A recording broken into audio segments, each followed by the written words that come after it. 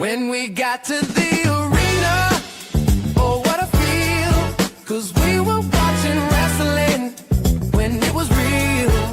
Bruno and Superstar, they were the real deal. We cheered every good guy and booed every heel.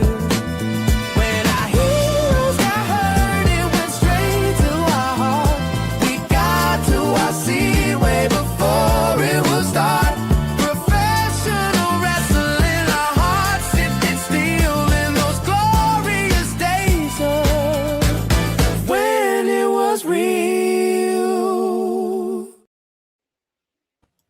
Gotta love that, man. So good evening, folks.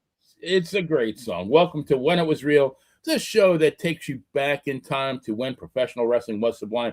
Sublime, I am Benny the Jet, a.k.a. the Playa, a.k.a. Benny the Jet, a.k.a. Eddie Haskell. And that other guy, he's got 9 lives and 5 ex-wives. He's the one and only Nikita Brezhnikov.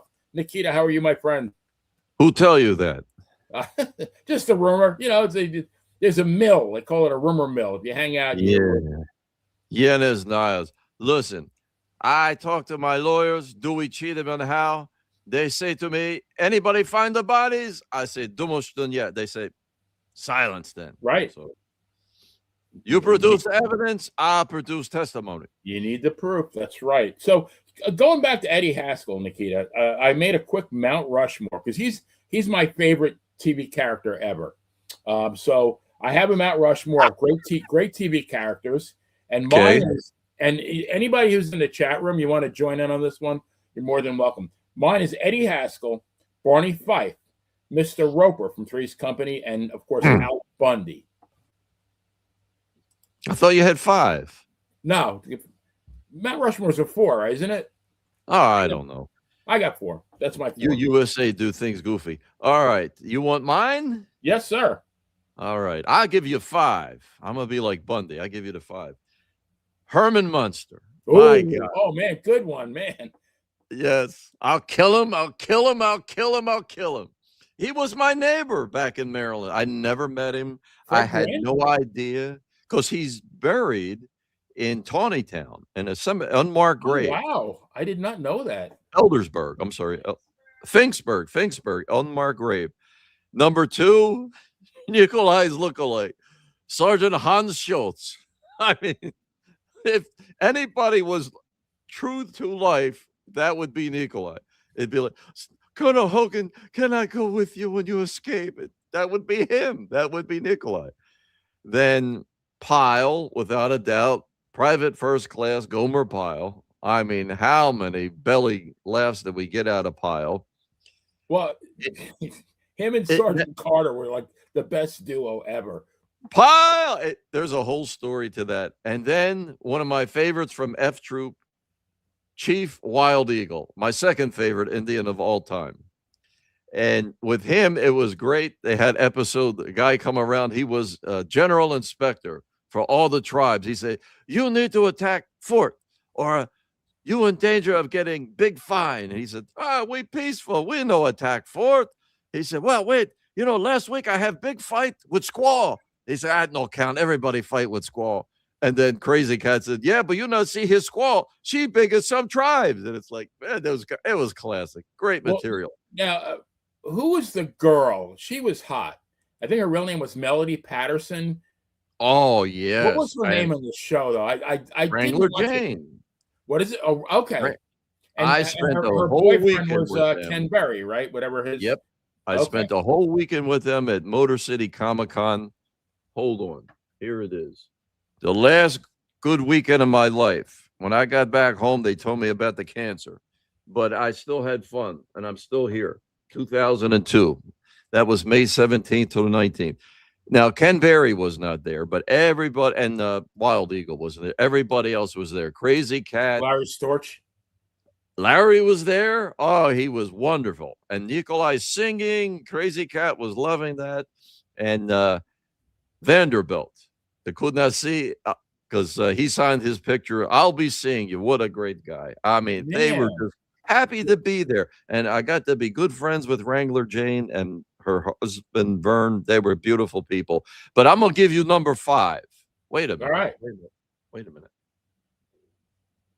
That was 4, right? I believe so. What did you ask me? What? No, I got it. Number 5 is Ed Norton, one of my favorite characters. Oh my God! Yeah. All right.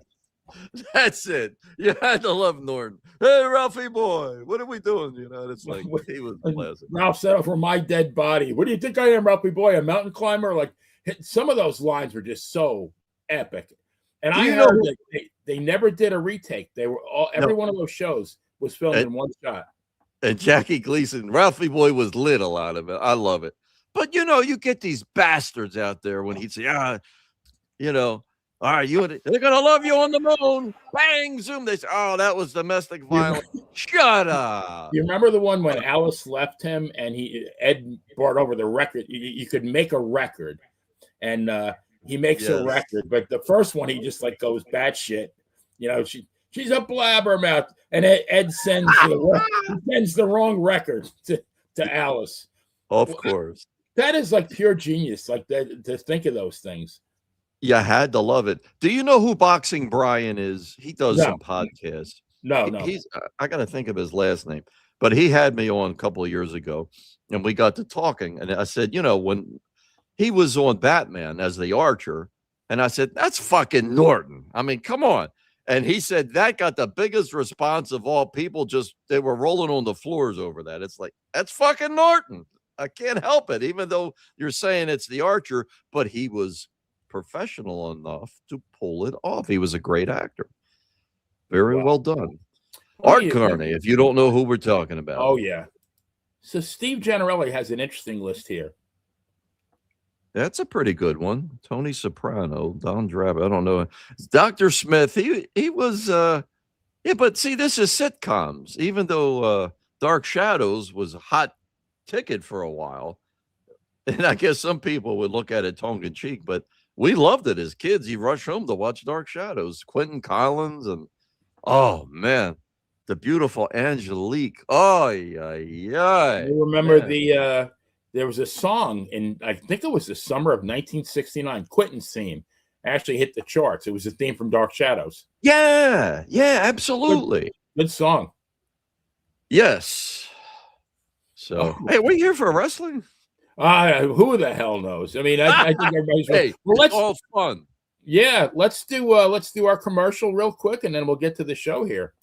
Wrestling fans, whether you're in the ring or just stuck in traffic, life can hit harder than a steel chair on a Saturday night. And when it does, you need someone in your corner who knows how to fight back. Enter the BurBrower Law Firm, laying down legal smackdown since 1973. That's right, over 50 years of grappling with the toughest cases and never tapping out. You don't last that long in a legal game unless you've got the skill, the grit, and the heart of a champion. Walk into Adam BurBrower's office and you'll feel like you're stepping into a Hall of Fame locker room. Posters of Ernie the Cat Ladd and Johnny Rodz on the walls, and tattoos of superstar Billy Graham and Bret the Hitman Hart on his body. Just like Bret was the excellence of execution, Adam BurBrower is the excellence of elocution. Precise, persuasive, and powerful, whether he's in court or cutting a promo in front of the judge. If you've ever been in an accident and need a real legal heavyweight, call Adam BurBrower. He's the best there is, the best there was, and the best there ever will be.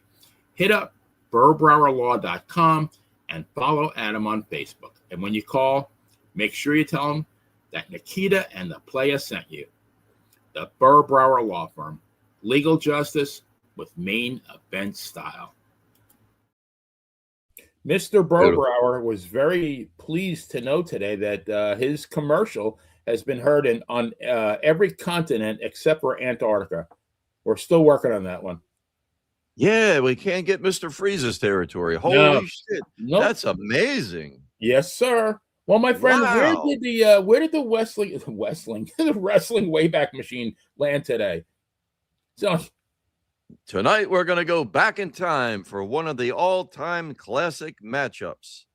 Bob Backlund, the Worldwide Wrestling Federation champion, in the return matchup against Greg Valentine, the master of the figure four leg lock, and Bruno Sammartino renewing, and this would be the last time he would meet the Russian Bear Ivan Koloff in Madison Square Garden. Yeah, there's a little piece of history. So you tune in. We teach you the last lesson first. We're going to give you everything from the A to the Z. You can't beat that. Where else? What other idiot's going to tell you about this stuff? They think they got it. I've forgotten more than any of these half-wits would ever know.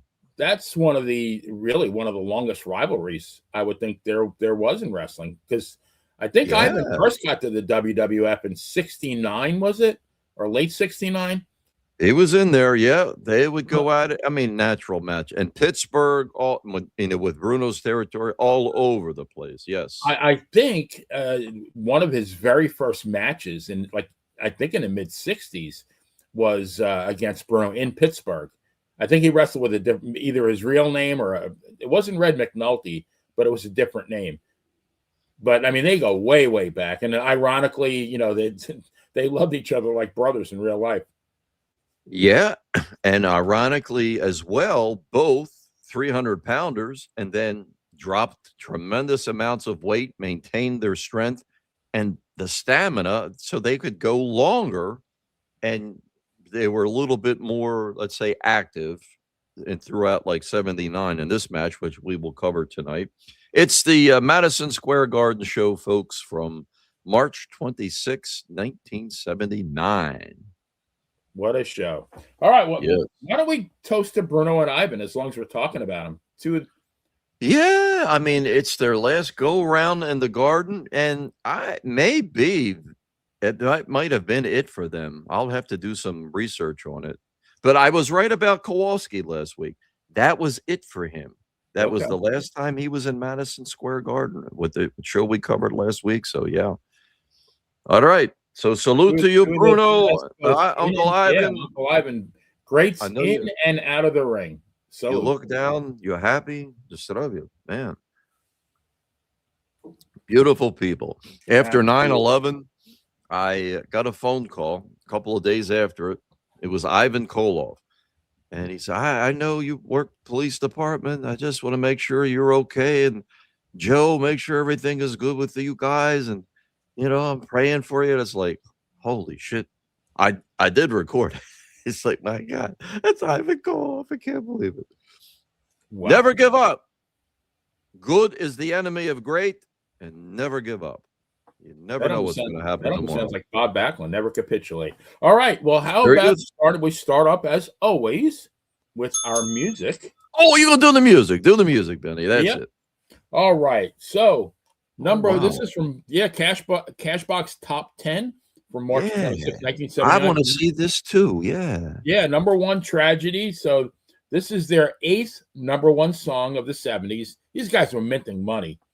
This was their last number one, but man, I mean, what a run they had in the 70s. They owned the 70s.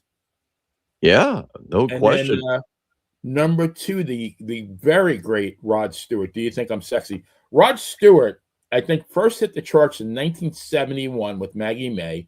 And then he actually hit the charts the last time in 2021. 50 years of hitting the charts. Amazing. It is amazing. Just amazing. And then number 3, What a Fool Believes by the Doobie Brothers. This was their second and last number one hit. But they're still taking it to the streets, believe it or not. And I think they're going to be here in July. They're touring with Santana, believe it or not. That's one of those songs. You hear the first couple of bars, and you know what it is. Boom, you got it. Which one? What a Fool Believes? Taking it to the streets. What a Fool Believes. Yes. Oh, absolutely. Right away, you can.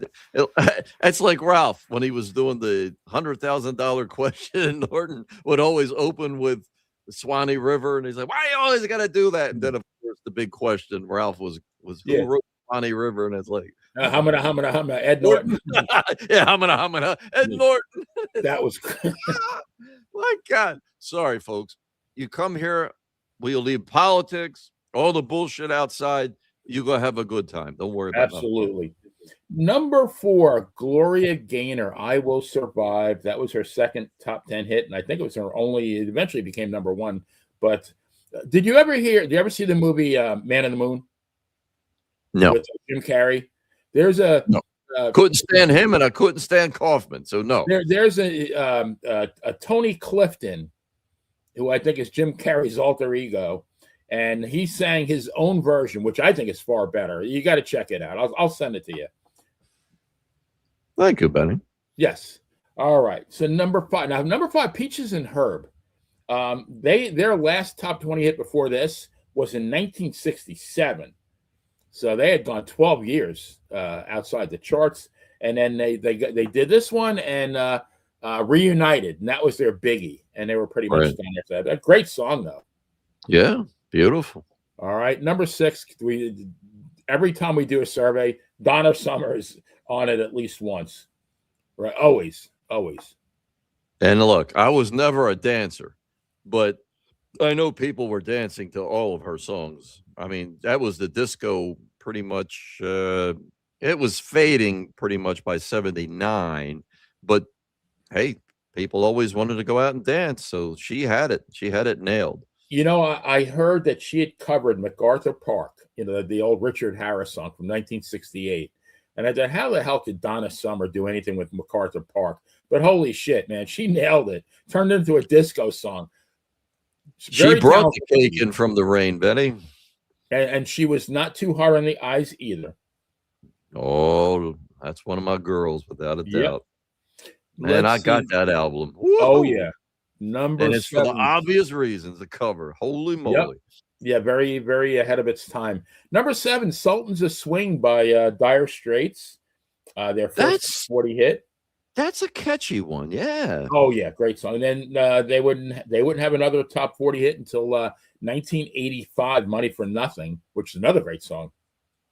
85? And a great video too. Oh yeah, without a doubt. That was damn good. Okay, very good. Yeah, number 8, Fire by the Pointer Sisters. So they're from Oakland, California. June, Ruth, and Bonnie Pointer. So Ruth Pointer is 80, and she's still touring with her daughter and her granddaughter. And they had a bunch of great hits. Excellent. Yes. Neutron Dance from, oh God, what movie was that in? I can't think of it. If anybody in the chat, please help me out there. Now, this band I forgot about. Every Time I Think of You by the Babies. I think they had one other minor hit, but their lead singer, John Waite, was very good, kind of branched out on his own, had a big hit with that song, Missing You. Yeah. I have to look that one up. And then Bobby Caldwell, What You Won't Do for Love, was his only U.S. top 40 hit. But he was very, very big in Japan. He was, I guess, like Bruiser Brody. Although Brody was good in the U.S. too. Now, I've heard of Tom Waite, who did In the Cold, Cold Ground. What a song No, John Waite. Huh. Missing You, and I can give me some help out there if you and you guys paying attention in the chat. Any other song that he did, Missing You, I think hit number 1. It's sometime in the 80s. Interesting. Now did I hear a bell there? Yes. All right. I'm going to do like Rocky Raymond. I ring that every day when the market closes. Usually I cry, but things are getting okay. Nikita, this is an outstanding card. I might not have these in the same order as you, so we might have to do a little curly shuffle here, but no worries. It's okay because there's only like 4 matches that were actually shown. So we're going to shoot from the hip with a lot of this. Yeah. But I want to bring up some points here. The night before, okay, a couple of people were in the Maple Leaf Gardens in Toronto, and we may do a show about this one week. I mean, Toronto was a big stopover, and Backlund wrestled AWA champion Nick Bockwinkel. They went to a double count out at 39 minutes and 10 seconds. They were brawling on the floor. So what we didn't know, right?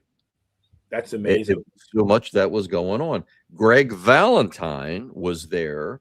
He beat the Canadian heavyweight champion Dino Bravo, but by DQ, 14 minutes, 19 seconds.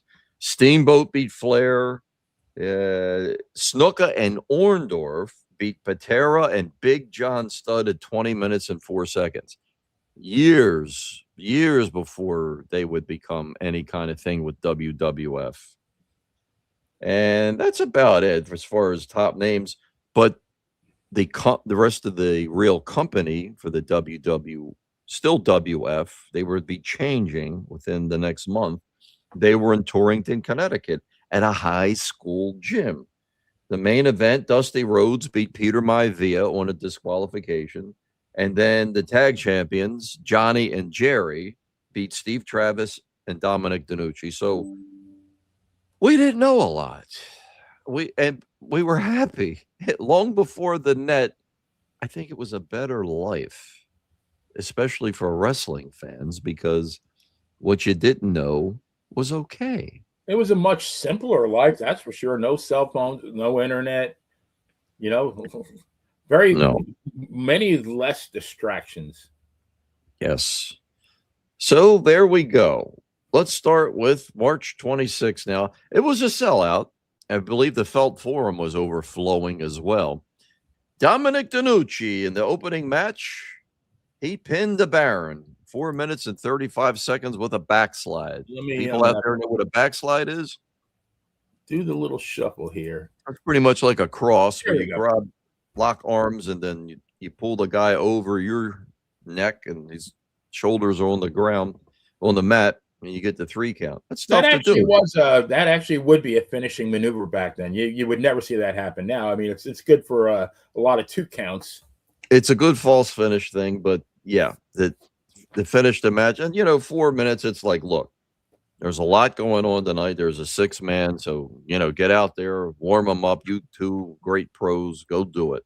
At least that's the order I have on my sheet. Yeah. I don't know which one is correct. I do have a very good fun fact about Baron and Dominic. According to WrestlingData.com, these guys met. You want to give it a guess, Nikita, how many times they wrestled? Oh, boy. From Pittsburgh, all over that territory. Buffalo, I'd say 600 times. That's 317. 317. It's a hell of a lot, though. So Dominic won 187, lost 13, 27 draws, and 90 undetermined. You imagine that? Like, after and by the 300th time, like, you don't think they had these guys were like on autopilot. But they always put on a great match. I always loved watching them. It never got old.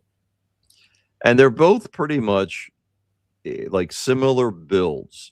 They got the long, gangly arms. Scicluna, as Bruno mentioned one time doing the color commentary with Vince, he said he almost looks lean. But the guy is like a Kowalski, so strong when he latches onto you. I mean, he could do the damn. And Baron, I think he wore a size 16. No bullshit. So when he put the boots, it was the boots. I called him the Clydesdale. He looked like a racehorse. He just, that lean look. But that's great, baby. Not like big muscles, but you could tell he was strong.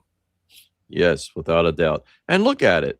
Okay, he wrestled Bruno, Pedro. He didn't have a title match with Backlund. Not that I could ever find. He wrestled him. Especially television, they did a dark match here. Yeah, I saw a match with him on TV, but it was non-title. Yeah, but at least he got in there with him.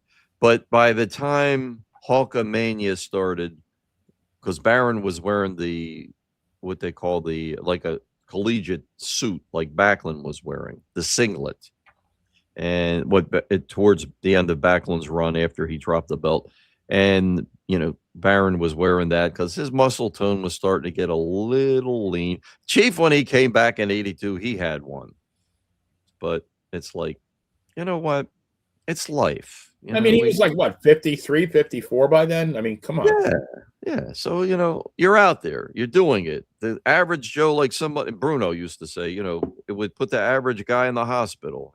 He would never get out of bed for like 6 years. It's just not possible. So these guys, subhuman, without a doubt. Okay, match number 2, Alan Coage. And this was his Garden debut.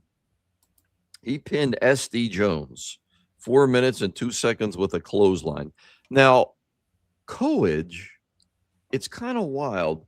The next day, they went to the TV tapings. And I want to get into this a little bit too, because... Okay, Madison Square Garden on Monday. But the next day, Coage, and I'm going to read off of the sheet because I don't have Alan Coage in my brain like I would many other people. They said he was a little bit abrasive. He was kind of tough to handle. When he came back in that next run, it was bad news Alan Coage here. So he was a tough son of a bitch. And in Japan, he was a legit Olympian judoka. He was a legit tough guy. He could do the judo without a doubt. And the next day, he teamed with Victor Rivera. And so it's kind of like, that's the kiss of death when they start teaming you. But see, they wrestled Putsky and Flying Fred Curry.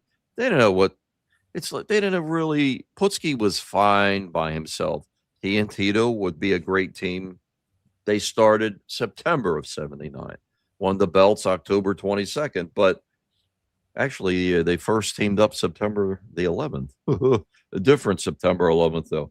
So it's like, it was okay, but it was Coage. Could he have been a contender for Backlund? Absolutely. He had plenty of size. If you put SD down, and that's pretty easy, that, not easy to beat SD Jones, but when you get a victory like that, okay, now you're starting to climb. And poor SD, it's like at this point, he wasn't getting the even mid-card push. That would come in 81. He teamed a lot with Tony and Rick Martel, and that was a great thing to see, getting some, mid-card matches, but he wasn't quite there yet. He was still doing the heel fodder thing. Match number 3, I've got Steve Travis pinning Mike Hall, 5 minutes, 32 seconds. Now, Mike Hall, here's a story. You talk about Victor Rivera and his mystique. Mike Hall of the old Otto von Heller from 74, why he came back and they made him Mike Hall, I can only surmise that they said, look, the German gimmick is completely dead. World War II is really starting to fade in people's minds. Von Erich played it to the hilt. They had Baron von Raschke in 77. And, it was torture. It was a trip to the dentist. He and Putsky won 3 matches, von Raschke and Putsky, and it's like, brutal. Von Raschke had matches with Bruno. It was the last. In fact, March 28th, I believe, was the last successful title defense Bruno had Madison Square Garden. And it was okay, but it's like, just it's not there. Forget about the German thing. We don't need that anymore. He was great in the Midwest. I mean, he translated in the Midwest big time in the AWA. He just didn't have that same connection here for some reason. Maybe because we were, the bar was set so high with Waldo in the past. Good friend of mine, Scott Wilson. Oh, I'm sorry. It was actually April, that last title defense Bruno made before he lost the superstar in Baltimore on the 30th. And we'll be talking about that later in the month. But a good friend, Scott Wilson, very close with the Hall family. They really have no explanation as to what happened. It's like, we don't know. Just one day, it's like, don't do that. You want to come back. You're no more Otto von Heller. You're Mike Hall. He actually had red hair. He wasn't shaving his head when he returned. It was close cropped, but he was a redhead, believe it or not. Didn't need to shave it anymore to look like a crazy German guy. So, yeah, kind of like. I had to look him up. Then who the hell is Mike Hall? And I saw like Otto von Heller. So, okay, I know who that is. That was his true name, yeah. So it's wild. Didn't he wrestle Bruno on TV? Was it around 70? Yes. Or? Yes, he did wrestle Bruno on TV. Yes. So it's like he and Don Leo Jonathan wrestled the Chief and Andre in Madison Square Garden on the April 29th card. So that was about it. He wasn't doing a lot even then. I mean, how do you find? And Von Erich was coming in 75, so it's kind of like, because he wore the big cape with the Iron Cross on it. That was kind of neat looking. I like Baron Scicluna's a lot better with the red velvet. Oh, absolutely. That was class. But Steve Travis, I mean, Rookie of the Year, they played that gimmick.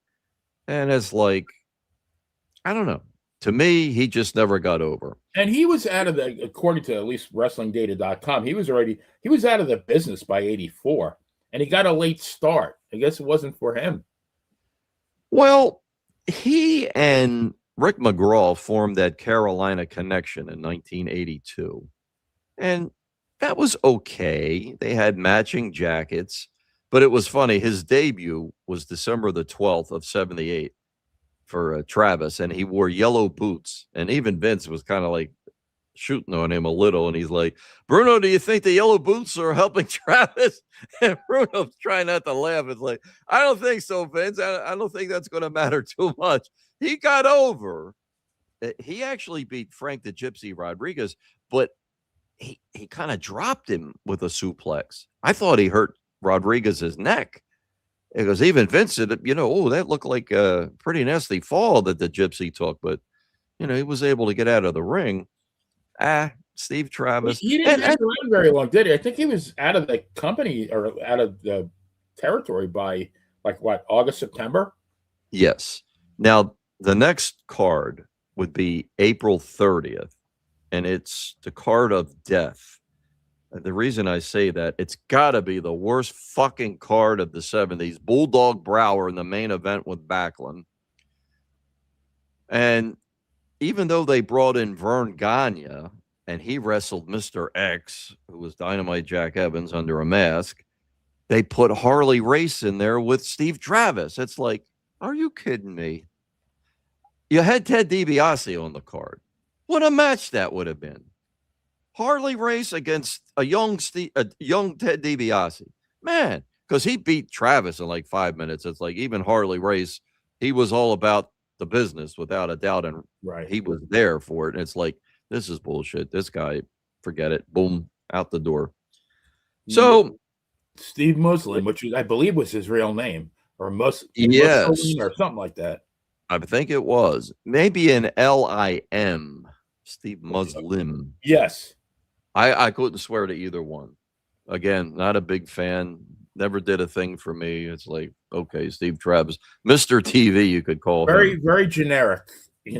Nothing really stood out. They tried to push him like a pretty boy kind of thing, but he was no Tony Garea. I was gonna, you just read my mind. I was thinking he's definitely not Tony Garea. No. So nice try, but you didn't make it. All right, next up, we got Dick Murdoch, Dirty Dick Murdoch. He pinned our amigo, Johnny Rodz, in 1 minute and 20 seconds with a brain buster. That was Murdoch's debut at the Garden, but he wouldn't come back for years, till 84 when he was teaming up with Adrian Adonis.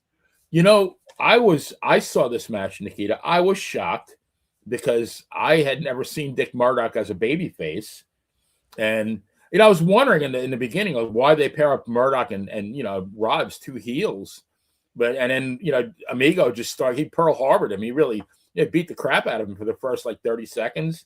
Thinking, wait a minute, is Murdoch the babyface?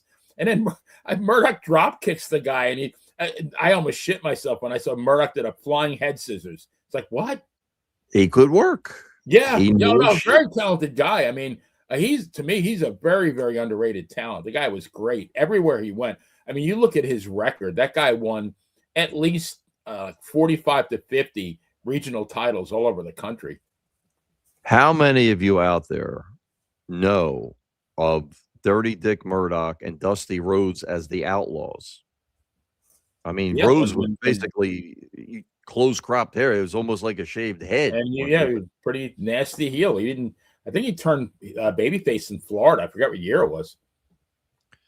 Well, I heard a great interview with a guy I really adored over the years, Blackjack Mulligan. And, he said a lot of times there were wrestlers that a promotion would make, and then there were guys that would make a promotion. And he mentioned, and Dusty Rhodes, we can talk about, he's on what we're going to deal with later.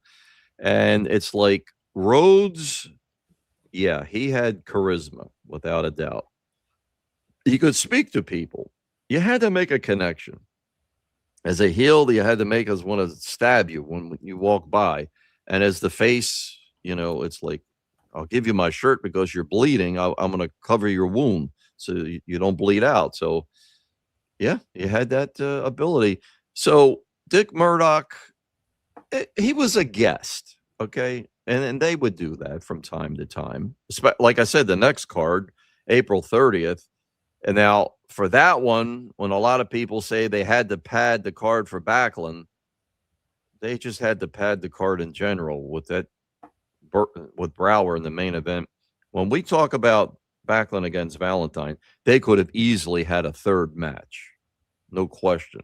But I still think the old man had a spot in his heart for Brower, and he is like, okay, because it was so horrible. The advanced sales was like, even for true blue fans like we were, it's like, what? They tried to do an angle on the promos where Brower comes up with a chair and hits Backlund, and it's like, it didn't work. Nobody gave a shit. I tell you what, though, for was it a minute and 20 seconds this match? Yeah, 120. Hell of a match, right? I mean, I really enjoyed it. and I, you know, poor Vince didn't know. I guess he had never seen the Brain Buster because he didn't call it anything. We knew what it was, but yeah, you know what? If you didn't follow a territory, you're not going to pick up on the nuances. How about that word? Nuances. And it's like they're subtleties, but they mean something. And Murdoch, when he came back and teamed with Adonis, I thought they were a hell of a team. yes, oh, absolutely. They were absolutely. I mean, they were the ones that stopped Atlas and Johnson. And I would say that would be like the transition. Actually, it was beyond.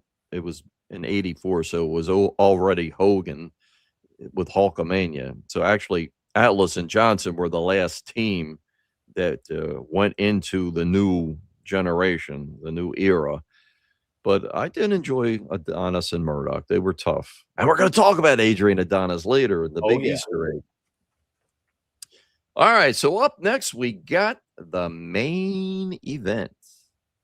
Now, this is a little bit Bob Backlund against Greg Valentine.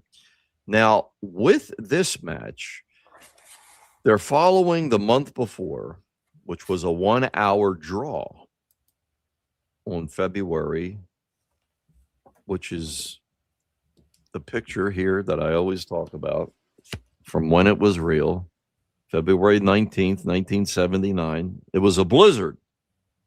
And this is why Backlund, or Bruno and Ivan Koloff, we'll talk about that. Bruno couldn't make it. And it was legitimate blizzard. I had to walk home from work. Luckily, it was only about 2 miles, but waiting, I was going bus stop to bus stop, figuring it's like, where's the bus? Where's the bus? Never saw the bus. We were crippled on the East Coast. It was so much, it was just so quick, such a dumping. Nothing you could do about it except survive. It was wild. So this followed that 1-hour draw. Now, the first match ended the month before, the 1-hour draw. Valentine got the figure 4 on Backlund just as the bell rang. So Skolin comes in with the belt and nails Valentine. So that starts controversy. It's like Backlund would have never got out. I had him in the figure 4. The promos leading up to it. But see, the month before, there was really no big push that Valentine had broken Strongbow's leg, because even though it had occurred on the 14th of February, it didn't hit the TV market till like March the 2nd. Whatever that last Saturday of the first Saturday in March was, that's when the 3rd hour would have been broadcast in New York. So it's like they didn't even mention, Vince didn't even talk about it. I saw, well, actually, I didn't see, Vince didn't do commentary on the match I saw. I saw the 1-hour draw, but it was like they were able to really push it here because Valentine in the promos is like, Backlund, I broke Strongbow's leg, a top star, a top name for years in this area. What do you think's going to happen? Your manager can't stop you this time. He can't stop me. He can't save you. We got a no time limit match. And it's like, that made people think. They played it like you play a Stradivarius. It was beautiful. Now, Vince made some good. Did you see it, Benny? No, this one I did not see. No. Okay. Vince brought up some good points. Backlund, former NCAA champion twice, legitimate, tried and true wrestler. And they called him the most scientific wrestler in the history of the Worldwide Wrestling Federation. And again, I'll say it, they were changing names, like going from March into April, where they would drop a W and become the Worldwide Wrestling Federation. I don't know why. I don't have anything on it. Nobody has ever spoken about it. Not like the lawsuit with the World Wildlife Federation. It's like Worldwide Wrestling Federation. I thought that actually was better. But maybe it made things easier somehow. I don't know. Kind of silly. So when they started the match, Valentine did a thing where he takes Backlund over in a hip toss. Backlund, okay, he stretches out a little. Then he picks him up, takes him over to hip again. So Backlund stands up, shaking it off. Then Greg Valentine picks him up for a big slam. And it's like, Valentine starting out dominating the match. But then Backlund did the same 3 moves in succession. Boom, boom, boom, boom. And it's like, wow, okay, very good. They do a scientific match for quite a while, back and forth. Now, what I noticed about Backlund in this match, he had a knee pad, but it was below his left knee for whatever reason. I mean, I guess it must have been, maybe he had like a bruise on the shin. That happens a lot. Or the calf. Maybe the calf needed to have some support. You could easily pull a calf muscle. I mean, we talk about it so much. What these men did, and you had to get out there. You're in the main event tonight at Madison Square Garden. You can't call in and say, I got to take a sick day. You're not losing that payday for sure. You're not losing the payday. And no, we're not telling the people that we have to cancel. And we'll get into that through the next several months with different, when Superstar got hurt and Bruno with the broken neck. And it's like, oh, man, it was bad enough with the tag team title curse. Different things would happen. And it was like, son of a bitch, You don't want to disappoint the fans. See, like with Benny and I. A couple of weeks, we had to pre-tape the show because I had things I had to work. You want to keep, it's like a television show, too. When they move you around the schedule, it's the kiss of death because people look for that. And then it's like, it's not there. Once you lose them, they're gone. Out of sight, out of mind. Yep. Or it's very hard to get them back. So Backlund's there. And then Valentine, when you talk about the brain buster, this is probably why Vince didn't mention it with Dick Murdoch. He called it that with Greg Valentine, who when he came into the area on December the 12th of 78, he was really using the elbow, and they called it a brain buster. He was smashing Backlund with the brain buster about 6 times throughout this match. And you got to give Backlund credit. The pro he was, he sold it. And, I mean, it looked really wild. I mean, kaboom. And I remember seeing Valentine. I'm not sure where probably Florida. He did a gimmick where, the guys with the karate, they break the boards, even with the head, the chops. He was doing it with an elbow. He'd go up in the air and come down and break a board. Okay, then they put 2, 3. I think the most he got was 5. So they were selling his elbow, but they didn't really do it in the Worldwide Wrestling Federation. Chief, as we've said before, came up with the idea, you're going to break my leg and we're going to do it on television. Even though Valentine had done it a year before with Wahoo, and it got over big in the Mid-Atlantic, and it was like, that's box office. That's perfect. And Strongbow, and I heard Valentine say and again, I'll mention, look, if you can see Greg Valentine's interviews, he's still got it. He knows what he's talking about. And like he said, it was Strongbow's idea. And one of the best things I ever did, and the worst, because people tried to kill me. And it's like, yeah, Greg, we did. We threw everything at you in your car when you came and went to the, coming and going. It was like, took your life into your hands. You don't want to get too close, but man, people could hurl things at them. So without a doubt, at Wrestling Backlund, and then of course they were going to do the circuit, Baltimore, Philadelphia, Boston, every place. It's a great, great match without a doubt. So he's doing the brain buster. And one thing I noticed that really, it kind of stuck out of my mind that gave legitimacy. On one side, you've got the New York State Athletic Commission. I mean, they had like 6 or 7, maybe even 8 guys there.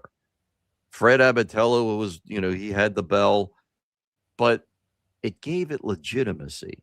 And then on the side where Vince's table was, like if the camera was directed to the view that we had as viewers at home, the photographers lined up. It looked like 6. You had George, you had Frank Amato, his buddy. Frank always wore like a pullover sweater without the sleeves and like a checkered shirt. Apter was there and a bunch of other guys. It just, they're clicking away. It made it a happening. It wasn't just we're watching wrestling. You've got these guys covering it. It gave it substance. The real fight feel. Yeah. You never saw that at baseball or football, even though, people were there taking photographs. But here you are at the ring. And boy, that was a perfect setting. So here they go back and forth at about the 12-minute mark. And this was like wild. Valentine, he's got Backlund. He tried for the figure 4. Backlund kicked off. Then Valentine put him in it was like a modified Indian death lock, where you got the 2 legs together and you yank back on it. And then he grabs the arm. And that locks the hands, and that's a tough maneuver. You're pulling the body in 2 different ways. And what I liked was Valentine, he slapped Backlund in the back of the head, and Backlund got pissed. And then he did it again, and Backlund's like, he's really getting pissed, but he's slick. He's really caught like an octopus in that hold. And then Valentine would go, stop, slap. And then Backlund, he finally, when he got loose, he lifted Valentine up and put him on the top rope. And then whack, he slapped him across the face. Well, the garden erupted. People loved that. So then I guess it was about maybe the 20-minute mark. They're going back and forth. They were locked. They had each other locked. Backlund had Valentine's legs, and Valentine had Backlund's legs. And they're going like this, up and down, like on a seesaw, rolling each other up and down. And Vince is like, who has who? They're locked together. This is, one of the greatest scientific matches we've ever seen. And then all of a sudden, it happened. And if you think Bob Backlund wasn't over, you're an idiot. I don't care who you are. I'll tell you to your face, you're an idiot. Backlund put the figure 4 on Valentine. And I'm telling you, if the roof didn't go up, spin around, and drop down, the place was coming unglued. Vince said, the roar is deafening. Madison Square Garden, it's just erupting. And Valentine, he grabbed Billy Caputo, the referee, by the shirt. It's like, he slaps his hands off, and it's like he can't get out. He finally was able to drag Backlund to the ropes, and he's holding on, and Backlund won't let go. And Caputo's like, come on, you're going to have to let go or I'll DQ you. But he finally got to the ropes, And it was a classic match, but the only thing I don't like, and I'll say it till the last day I live, Valentine had Backlund covered. He got him with an elbow drop, and he's covered him. Caputo counts 1. He comes down 2. Backlund reaches and taps Valentine on the back. Valentine jumps up. I got him. I won. Backlund grabs him from behind, gives him the atomic knee drop, and gets the 3 count. And it's like, man, that's cheesy. You guys could have done better than that. It's like, why would you waste the time to slap him on the back? He could have got the 3 count on you. 30 minutes, 56 seconds. It's still a great match.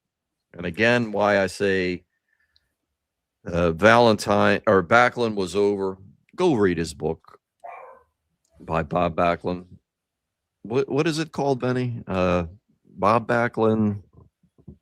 I forget what the rest of the title. I don't know. It's one of the ones I have not read yet that I have to read. You will love it. But he has so many quotes in there. But Roddy Piper wrote the foreword. I'm like, I had no idea they were close. But see, Piper said Backlund was coming back from a Japan trip and he stopped over in LA.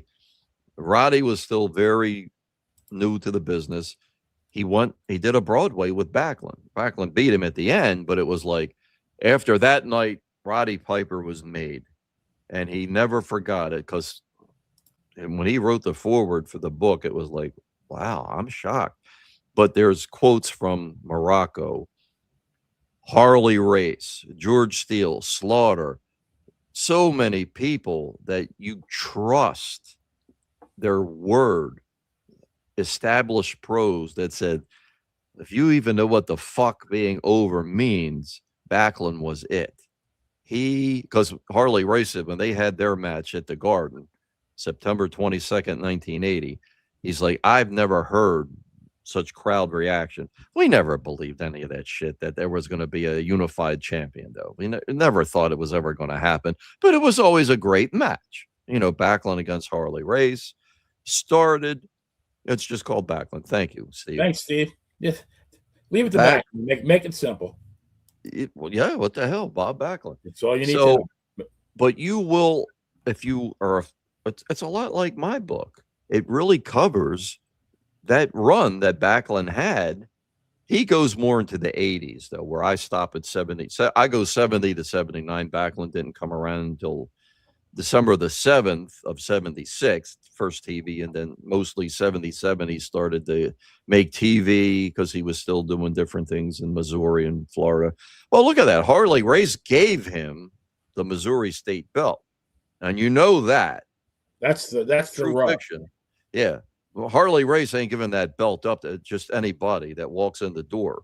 And even the promoters wouldn't dare approach Harley Race and say, can we put the belt on this guy? Because he'd probably get a black eye out of it. It's like, yeah, Backlund's good. And the Funks loved him too. It's like, that's where some of the heat with Stan Hansen came in. The Funks really took Backlund under their wing.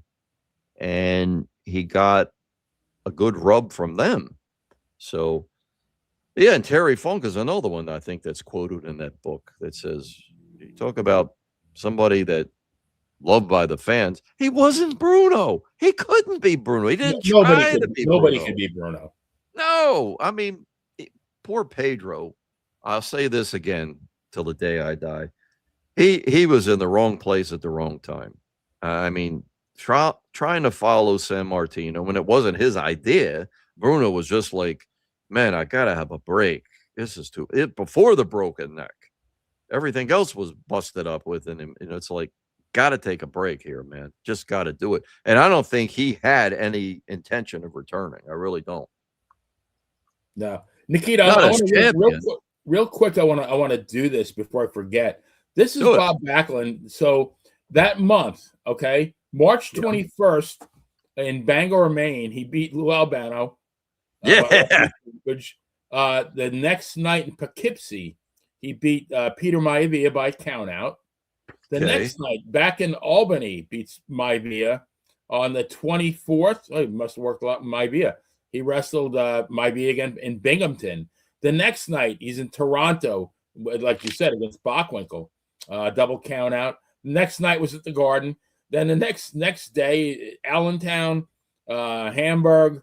29th, he was in Marlton, New Jersey. The 30th in Pittsburgh, and the 31st in Springfield. I mean, shit, that guy never had a break. All right. Now, since you brought that up, I had this to bring out. Now, Cherokee High School, March 29th, in Marlton. So we go from Madison Square Garden on the 26th, television the next 2 nights, Allentown, Hamburg. Then the 29th, you're at a high school.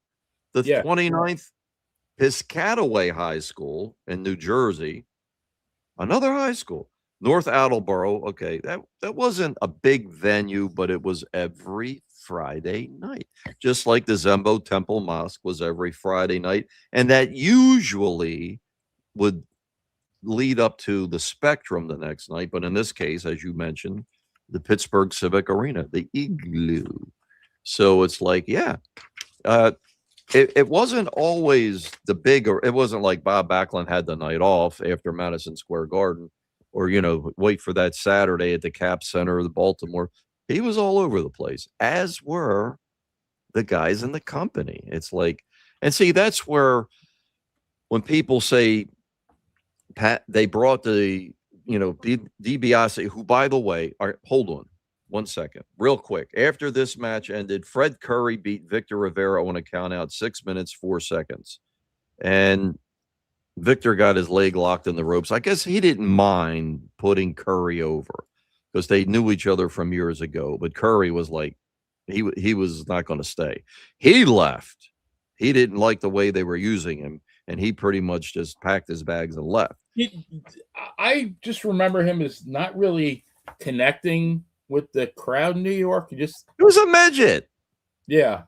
I mean, nothing to him. Dad was a different story. Bo Curry, man, what a legend. Yes.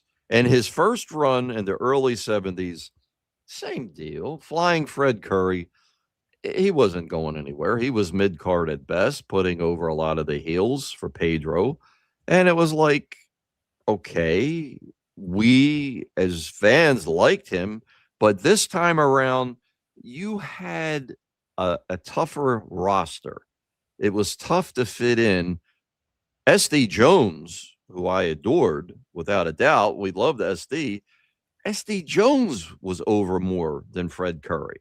It's like, this is a different time period. They've notched their game up a little bit here, Curry. You're not going to get over. You need to put lifts in your boots or something, because this just isn't working.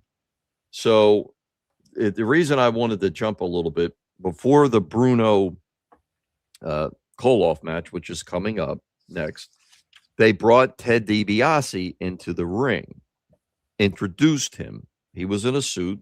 February 13th, he came into the Federation with that North American belt. And when people say, well, they brought that belt because, they needed another title match for Backlund, it's like, no, they didn't. They needed, this way you could defend the belt in the B towns, like these high schools that we just mentioned, North Attleboro, because the champion usually didn't go up there to Witchies or the Zembo Temple Mosque. They were like 5,000 with their house, what they would draw. You weren't going to waste your champion there. But in North America and then subsequently Intercontinental belt, sure, that would work. But the main idea was Patterson, they were going to, because they already had it in their mind, he's going to go 4 matches with Backlund. So you need something, because it got to the point after the 3rd match with Backlund, after the August 27th show, people booed when they announced September the 24th, Backlund and Patterson for a 4th time, until Howard said it's in a steel cage. Then they roared. Then they were happy. But it's like, you shove anybody down their throats in New Yorkers for 4 times in a row, it better be damn good. Yeah. So, Bruno went over, shook hands with DiBiase. He's in a suit. And that was unusual. He's getting over on television pretty good. But, Howard said he's going to be making his appearance next month, April the 30th.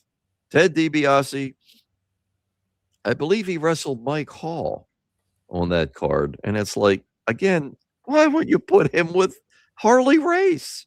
Man, that would have been almost like that would have been the main event. But they actually had, Dusty was scheduled to wrestle Valentine. Dusty didn't make it, so Putsky filled in. That saved the card, basically.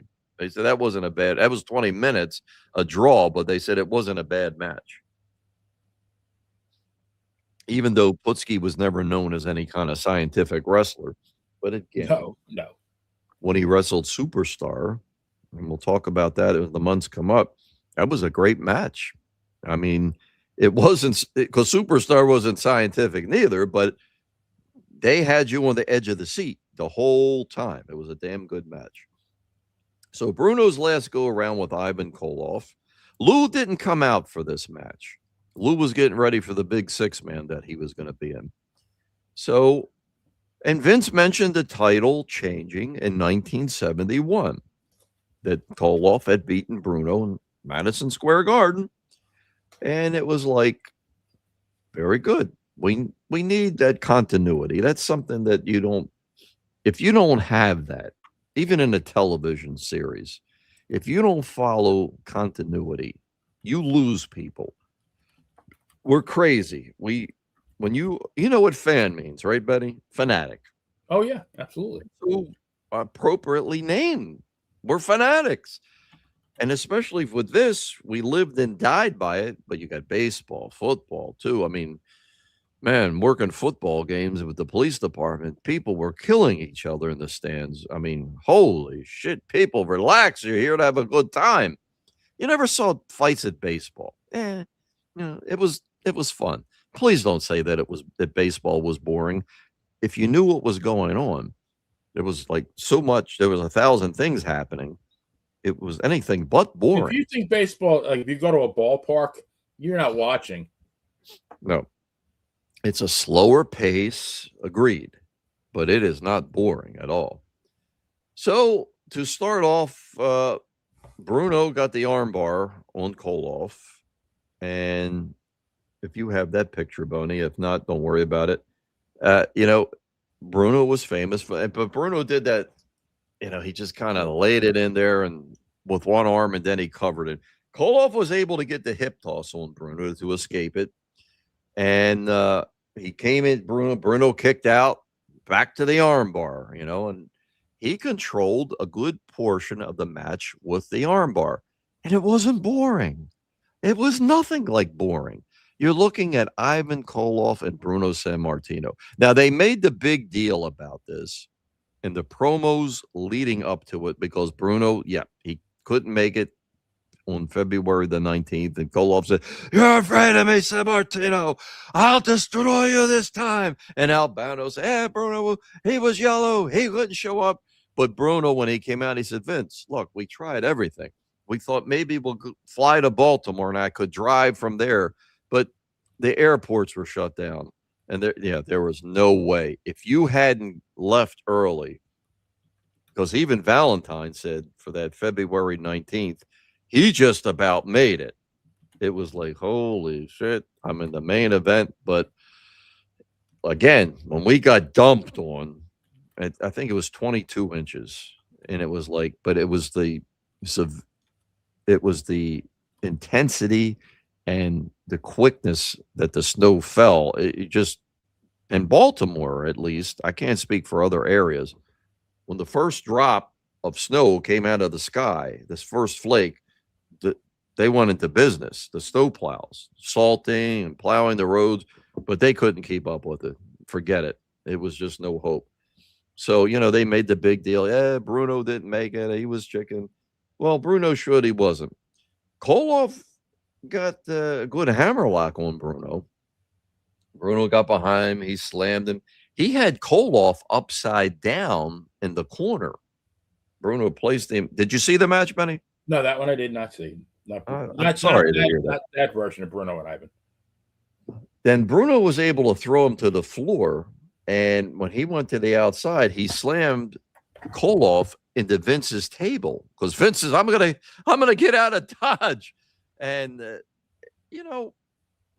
these two, I don't know. George Steele was, if you say Bruno Sammartino's best opponent, toughest opponent, you're going to say Koloff, Steele, Arion, Von Erich. As superstar, I'm going to say top 5 that you're going to come up with for Bruno Sammartino in the 70s, without a doubt.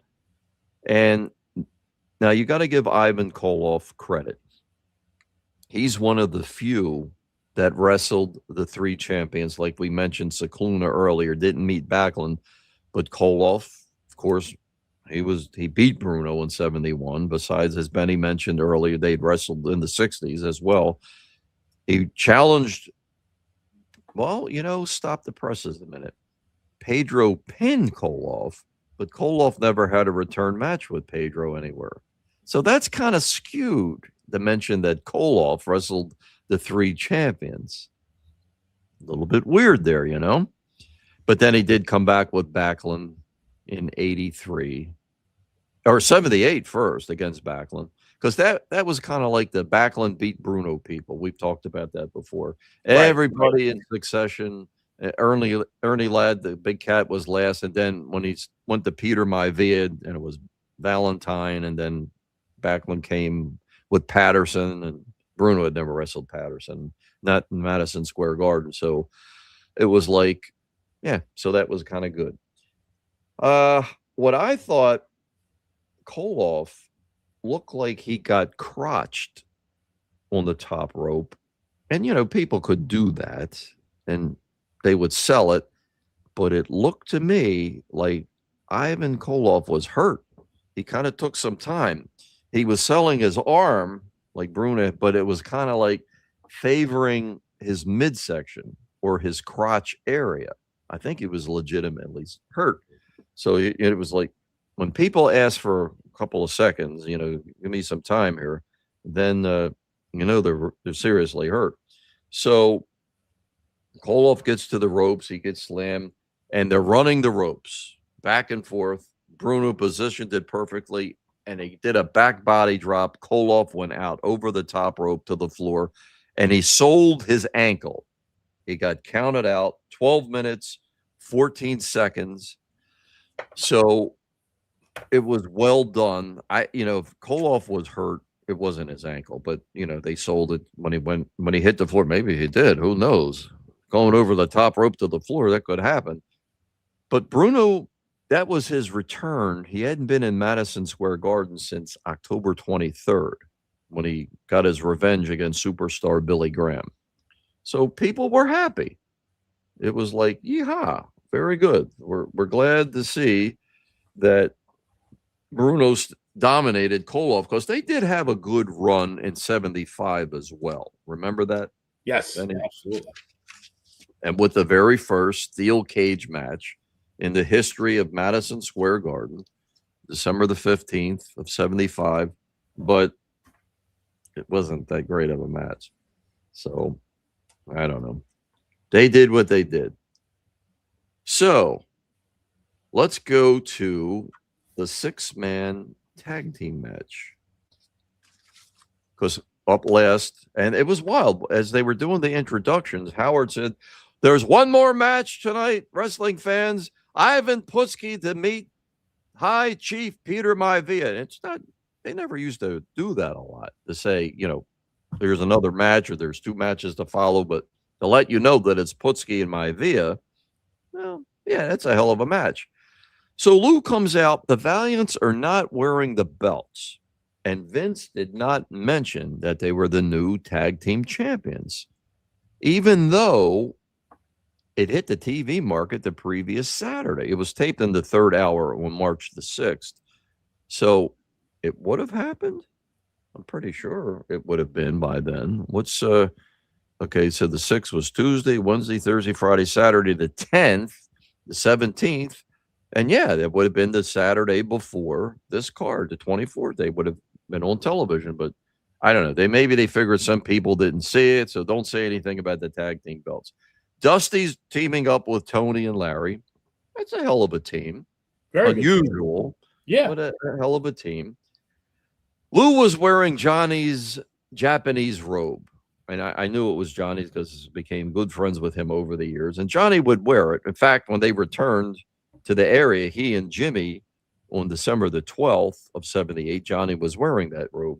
So Lou had it on. And Lou goes over to Vince and he's threatening to kick him. And he's giving him, those two just, it never ended. Until the last breath, I don't think it ever ended. So he was announced, believe it or not, Howard said, from Mount Vernon, New York, at 248 pounds. Well, you saw that? That's good. Yeah, like, yeah. 290 pounds. And it's like, well, I would never think fucking Lou Albano was ever 250. It's Maybe like, in the 6th grade. Yeah. Like, because even Lou said Lou Albano is nowhere. If he's anything, he's 300 pounds.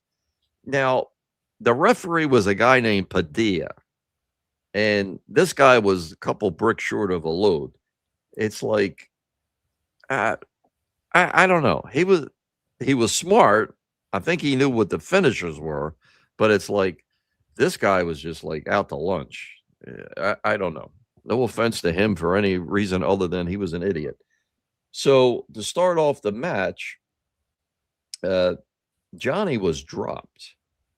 Dusty had Johnny, he got his feet on the top rope when the referees just break it, and Johnny let him drop, or Dusty let Johnny drop to the mat. I think it hurt him.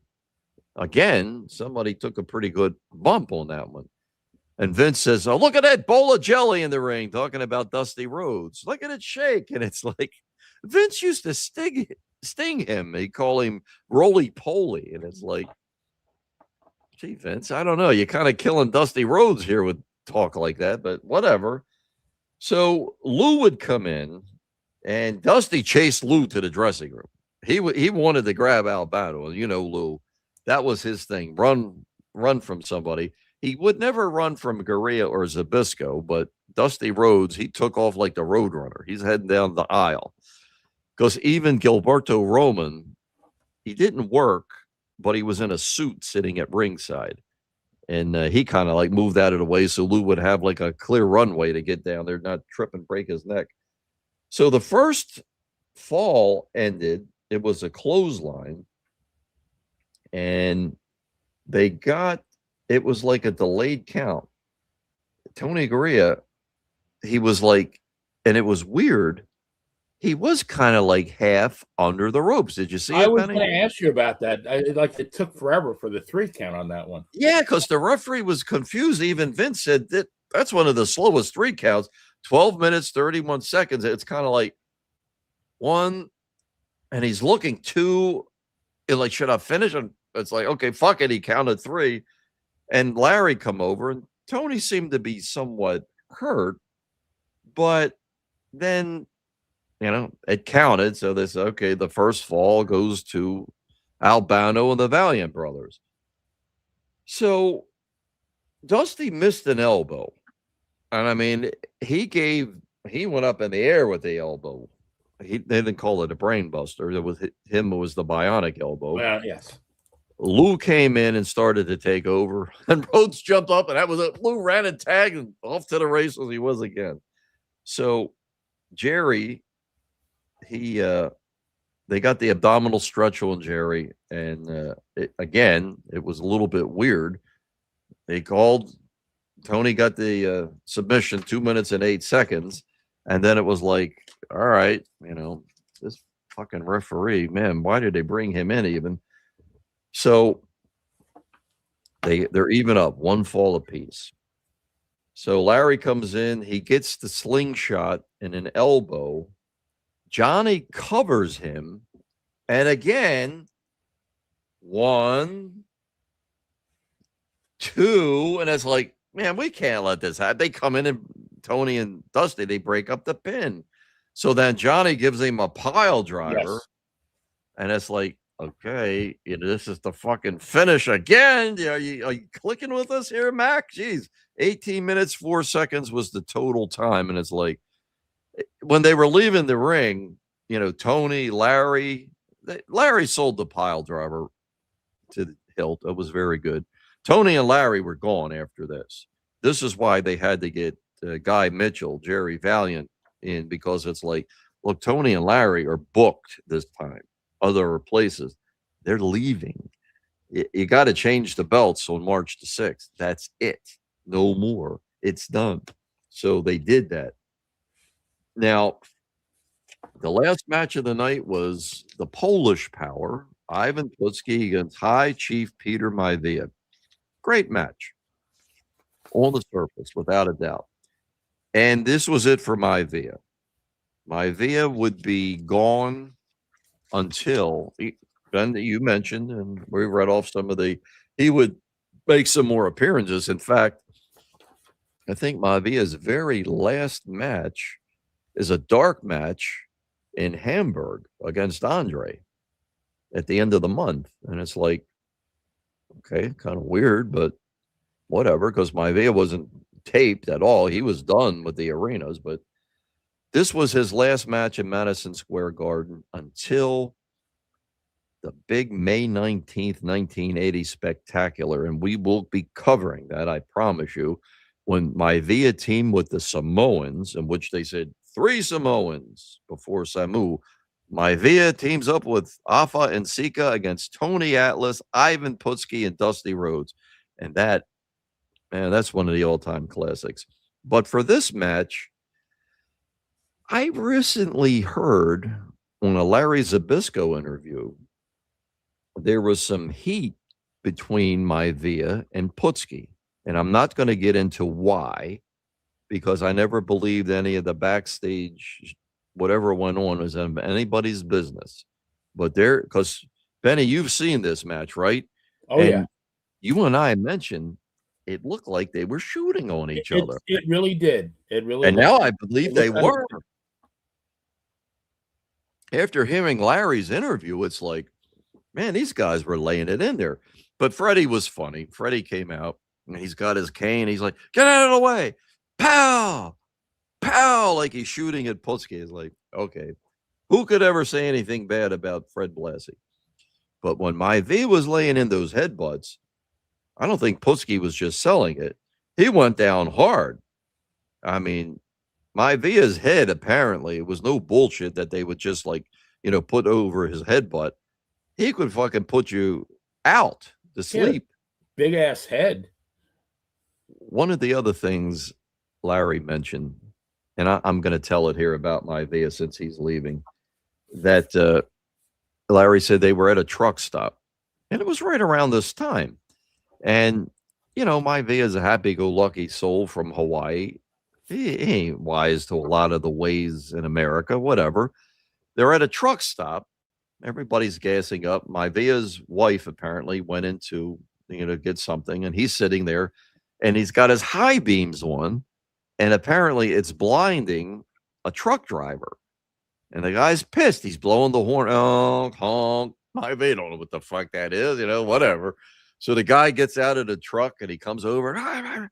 He's giving Maivia shit. And Maivia's trying to open the door, and the guy won't let him come out. Well, Larry said about 10 seconds later, the door erupts, and the truck driver goes on his ass, and Maivia comes out, and he's on the guy. And Larry said, Maivia, he had a big mouth. Not like he talked a lot, big mouth, but he just had, and you could see when he would do that teeth grin and smile, he said, he was like a fucking alligator. He started to gnaw on this guy. The guy's screaming for his life. And Larry said, there's blood all over the guy's shirt. And the guy's screaming to please help him. So he said, Gurria says to me, what do you think we should do? Larry said, let's get the fuck out of here. Good idea. And they did, and it's like, so Maivia was nobody to play with. No.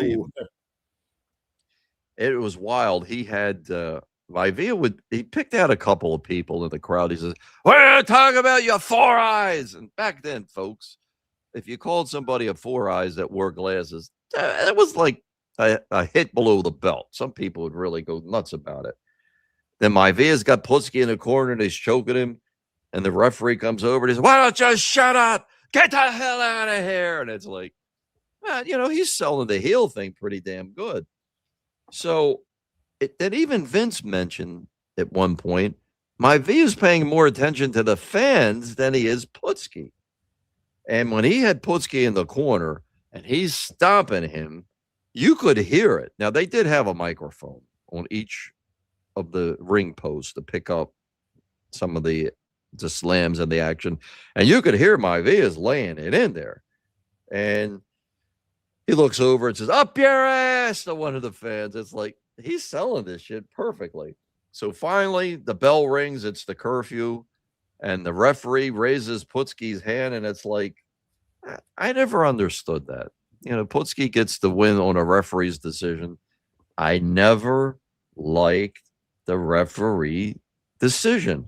I didn't think it was right. That happened a couple of times on TV. I remember one time was Pete Sanchez versus Skandar Akbar, and the underdog babyface would always get the heel never got the decision. No, you were absolutely right about that. The heel never got the decision on it. So that's it, folks. That's Madison Square Garden for March the 26th, 1979. Now, Easter is this Sunday. So we got to give you an Easter egg. Absolutely. Without a doubt. I mean, and this one is a beaut. The Capitol Center, March the 28th, 1982. We're going to jump ahead. Now, see, even though this wonderful book, when it was real, covers the 70s, but, Benny's the moderator for it's the WWWF 1970 to 83 page. 83. That's 83.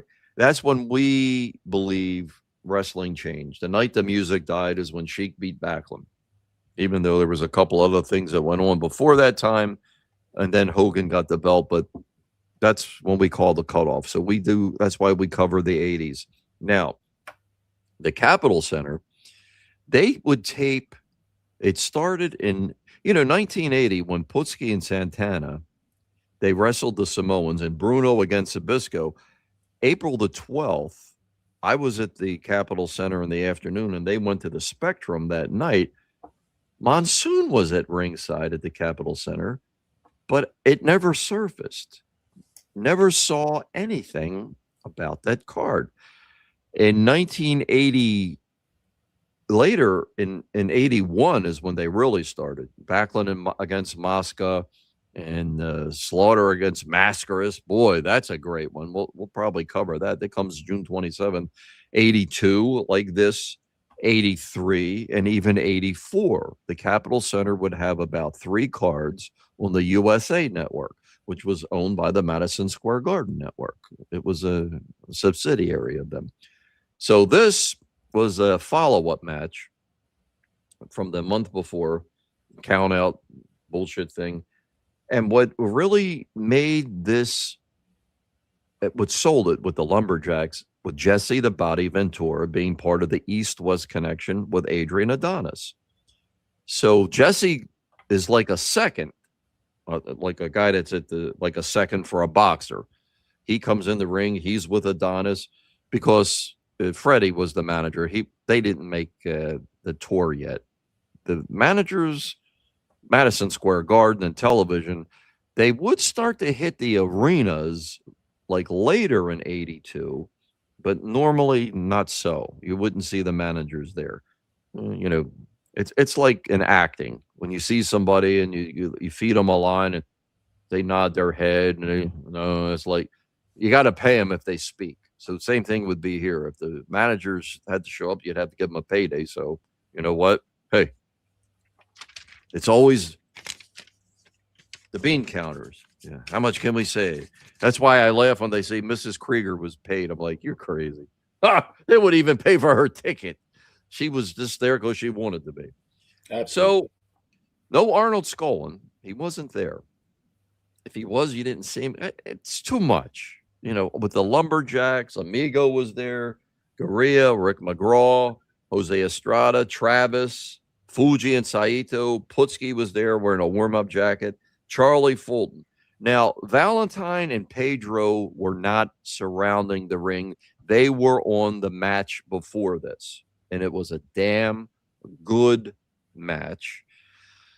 And the finish was a typical Valentine had an object. Pedro blocked it. He dropped it, picked it up. Referee catches Pedro with it, DQ'd, and everybody's ready to burn the house down. That's a classic. It works.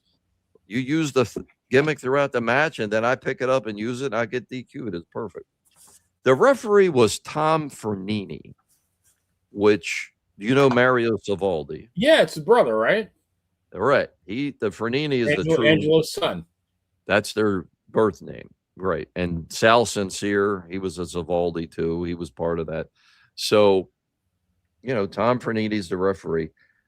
And right out of the gate, Adonis is trying to get out of the ring. And it's like the battle ensued. It became like a battle royal with the guys on the outside. Naturally, you punch, they pick him up, throw him back in, and they start to shove right back and forth. Because even Vince, before the bell rang, they said they got to get Ventura out of the ring. I mean, this is definitely an unfair advantage. So the heels, they gave good treatment when Adonis went out on their side. But then Tony Garea came over. He became a good enforcer, and he hauled him back in the ring, and then the pushing and shoving started. Now, Backlund, when he went out to the heel side, Jesse, especially Ventura, was working him over pretty hard. So Adonis, a lot of times people would say he had a strange physique, and he did. Make no mistake about it. It was like an apple the way he was shaped, okay? But he had great dexterity. He drop kicked Backlund from the top rope. I saw that. That was phenomenal. I mean, that was, hey, daddy-o, that's impressive shit. So Backlund gives Adonis the atomic knee drop. He goes out of the ring, and he's blocked. And then Adonis he would do a good bulldog. He was good with a power slam and a bulldog. But when Adonis did the bulldog to Backlund the first time, he got a 1 count. The second time, he goes, oh! And he goes running across the ring and drives Backlund down. Because who used to use the bulldog, Benny? Bob Duncan. That's right, yeah. And they explained it one time because Vince said, okay, Mr. Duncan, can you explain how does this maneuver render an opponent helpless? He said, well, it's just like you work a stair back on a ranch, you bulldog them down, you drive them down into the dirt, into the mud. Only here I do it on a mat with an opponent, and I render him helpless. I don't care if he gets up, if he doesn't get up, and not my problem. My problem is getting a 3 count. Bob Duncan used to sound like Dusty Rhodes a lot. He did. He was very eloquent. And, I was actually going to, my first reaction was going to say Bill Watts, but that's going back a little bit too far. Yeah, even me. I didn't, Bill Watts was there. Fritz von Erich was in Madison Square Garden a lot in the 60s. So it's like a lot went on. If you can ever get something, and Scott Teal is a great source for this, things that went on in the 60s or a history of Madison Square Garden. Scott Teal did one of those. Yes, very good. And it's very, very good. It played into mine. Scott has attendance records. I think even the paydays that they had, what they ended up paying for the whole night. So it's well worth it. It's history. If you want to learn more, go for that. I ain't getting a dime from it, you guys. I was just putting it out there to say, one fan to the thousands of others, go for it. And there are thousands. Tell them, Benny, we're reaching out across the sea, right? We're all over the place. It's mind-boggling. Every day I look, there's Papua New Guinea or New Guiana, I don't even know how you pronounce it. India, Bangladesh, Mexico, you name it, we're there. Hong Kong, all over the place. Australia, Canada. Number 3 in Poland a couple of weeks ago. And it's like, we're still number 31. We've been in the top 40 in Poland for weeks now. Yes. People in Poland and these other places want to hear about wrestling in the 70s and in the early 80s. I'm glad. That's beautiful. Wonderful. It's just great. So the finish comes. Adonis gets the sleeper on Backlund. Good night, Irene. Backlund sold it very well. And then he backed Adonis into the corner 3 times to try to get out. And then they did a double roll up. Adonis rolls up Backlund, and then Backlund rolls up Adonis. He does the bridge and gets the 3 count. And 15 minutes and 4 seconds. Well done. Excellent match. I love this match. The only problem was, and with the true fiction I always like to talk about, when they replayed it in slow motion, I mean, you actually see Adonis lifting Backlund and taking him over, and then, he lays back for the 3 count. It is what it is. We love it.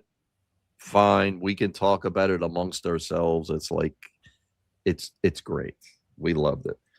Now, Backlund actually, see, he gave Adonis a little bit. He let Adonis slam him down into the table because Vince is sitting there just like with this microphone, and he's actually holding one. And Vince, you can't shake Vince. He loves it. Because when May the 16th comes up, we're going to cover that Madison Square Garden card. It was Superstar's first title defense against Monsoon, but the Chief and Matera went to war. They knocked the table over. I mean, it was wild. It's a hell of a match. But as far as this show, that's it, folks. That is what we have to give you. And I hope you enjoyed it as much as Benny and I enjoyed bringing it to you. Oh, yeah. And that was a perfect nightcap. I mean, that was a great match. Backlund, he hit one hell of a pile driver in that match. I mean, he did that. Oh, my God. And, of course, Adonis kicked out. But what a maneuver. Say what you want. I was half-ass following things when Adonis had to wear the dress. He was having some issues, and it was pretty much a punishment. Okay, you want to start working again?